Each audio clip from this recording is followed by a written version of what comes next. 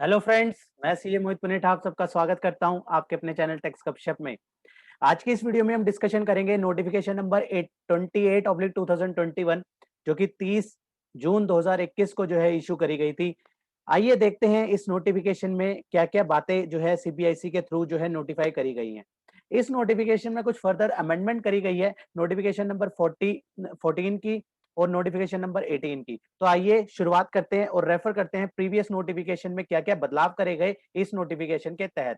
तो आपके साथ मैं शेयर करने जा रहा हूँ नोटिफिकेशन नंबर 28/2021 जो कि 30 जून 2021 को जो है सीबीआईसी द्वारा जो है नोटिफाई करी गई थी।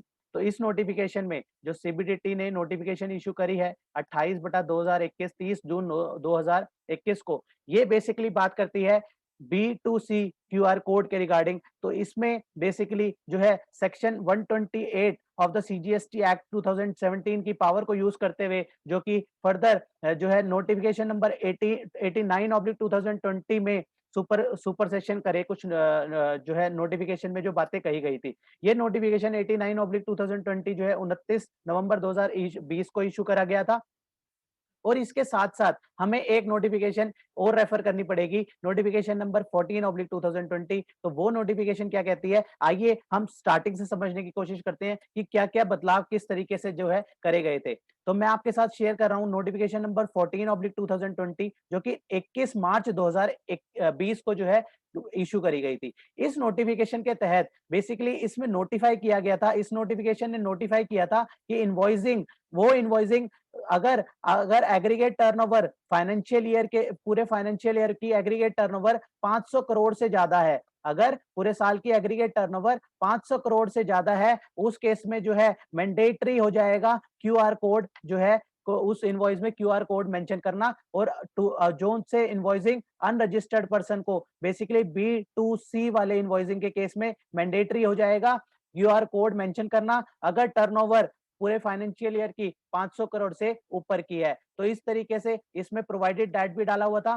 प्रोवाइडेड दैट की क्यूआर कोड जो है to the recipient through digital display के थ्रू भी जो है इसको डाल सकते हैं। उसको माना जाएगा कि वो भी क्यूआर कोड ही है। जो डिस्प्ले जो है डिजिटल डिस्प्ले के थ्रू पेमेंट के लिए जो है क्यूआर कोड डाला जाएगा, उसको भी क्यूआर कोड जो है एज पर दिस नोटिफिकेशन ही माना जाएगा।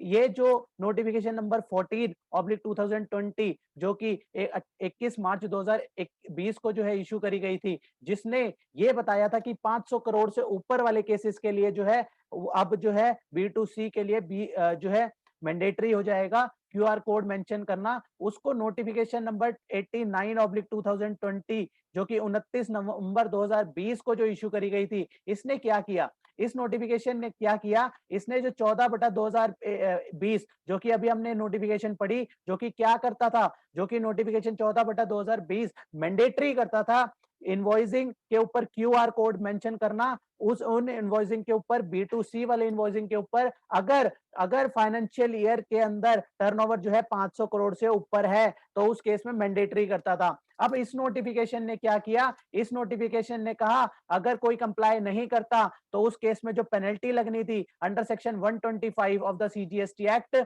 जो नॉन कंप्लायंस, अब ये एक कंप्लायंस बन गया क्यूआर कोड मेंशन करना। और अगर इसका कोई नॉन कंप्लायंस करता है तो उसकी जो पेनल्टी लगनी थी under section 125 of CGST act, तो उस पेनल्टी को जो है वो रिस्ट्रिक्ट कर देता था, उस पेनल्टी को जो है वो वेव ऑफ कर देता था। वे उस पेनल्टी को, ये नोटिफिकेशन कौन सी नोटिफिकेशन 89 वाली नोटिफिकेशन जो है, नोटिफिकेशन 14 वाली की जो कंप्लायंस बना था, उसका नॉन कंप्लायंस करने पे जो पेनल्टी लगनी थी अंडर सेक्शन 125, उसको जो है वेव ऑफ कर देता था 89 नोटिफिकेशन। तो इसमें जो है पीरियड डाला गया 1 दिसंबर से लेकर 31 मार्च 2021 तक का पीरियड डाला गया। अगर इस पीरियड के बीच में 1 दिसंबर 2020 से लेकर 31 मार्च 2021 तक के पीरियड में जो है अगर हमने नोटिफिकेशन नंबर 14 का कंप्लाई नहीं किया, तो जो है जो पेनल्टी लगनी थी उसको वेव ऑफ कर दिया गया, उस पेनल्टी को वेव ऑफ कर दिया गया। लेकिन यहाँ पे कंडीशन डाल दी, सब्जेक्ट टू द कंडीशन। क्या कंडीशन डाल दी कि set person comply with the provision from 1 April 2021। Condition ये डाल दी कि ठीक है, तुम्हारी जो पेनल्टी थी वो हम 31 मार्च 2021 तक की जो पेनल्टी है वो वेव ऑफ कर रहे हैं, लेकिन इसके बाद जो है सुधर जाना और इसके बाद जो है 1 अप्रैल 2021 से जो है कंप्लाई कर लेना, जो कि नोटिफिकेशन नंबर 12/2020 में जो है 14/2020 में जो है मैंडेट कर दिया गया है, उसको जो है कंप्लाई कर लेना 1 अप्रैल 2021 में। अब क्या बदलाव करेगा? अब हमने पिछला देख लिया कि 14 क्या मैंडेट करता था, 14/2020 क्या मैंडेट करता था, वो हमने देख लिया कि 500 करोड़ से ऊपर की टर्नओवर के लिए मैंडेट कर देता था कि क्यूआर कोड जो है बी2सी के केसेस में इनवॉइस में क्यूआर कोड होना चाहिए मैंडेटरी, ठीक है। 89 ने क्या किया? 89 ने इसकी जो पेनल्टी लगनी थी उसको वेव ऑफ कर दिया। अब जो नोटिफिकेशन अब हम बात करने जा रहे हैं, नोटिफिकेशन नंबर 28/2021 जो कि 30 जून 2021 को इशू करी गई है, इस नोटिफिकेशन ने क्या किया? इसमें सेक्शन 128 की पावर को यूज करके जो है हमने नोटिफिकेशन 89 को जो पढ़ी थी उसको सुपर सेशन कर दिया, उसको भी सुपर सेशन कर दिया। और इसमें जो पीरियड स्पेसिफाई था, उसमें क्या पीरियड स्पेसिफाई था 89 में? उसमें था 1 दिसंबर से लेकर जो पीरियड था वो था 31 मार्च तक का, 31/3/2021 तक का पीरियड था। और यहाँ पे इस नोटिफिकेशन ने क्या किया? इस नोटिफिकेशन ने ये पीरियड को 31/3/2021 से भी बढ़ाकर कर दिया 30 सितंबर 2021 इसको कर दिया। इस अब जो है इस पूरी नोटिफिकेशन को समझ आ जानी चाहिए, इसलिए जरूरी था ये प्रीवियस नोटिफिकेशन को रेफर करना, क्योंकि हम जब तक जड़ पे काम नहीं करेंगे, जब तक हम फाउंडेशन क्लियर नहीं करेंगे तो आगे का समझना मुश्किल हो जाता है। इसलिए हमने पहले जो नोटिफिकेशन थी इसकी रेफरेंस में, जो कि नोटिफिकेशन नंबर 14/2020 की अगर हम बात करें ये वाली नोटिफिकेशन, और अगर हम बात करें 89/2020 ये वाली नोटिफिकेशन, ये दोनों नोटिफिकेशन समझना जरूरी थी। और इस नोटिफिकेशन में फर्दर क्या करा गया? इस 28/2021 में क्या करा गया? जो अंडर सेक्शन 125 जो पेनल्टी लगनी थी उसको फर्दर वेव ऑफ कर दिया। जो 89 ने किया था वही काम जो है इस नोटिफिकेशन ने कर दिया। जो 89/2020 ने किया था वही सेम काम 28/2021 ये जो नोटिफिकेशन हम देख रहे हैं, इस नोटिफिकेशन ने यही काम कर दिया। वो जो था वहां पे पीरियड जो 89 में पीरियड था वो 31/3 तक का पीरियड था,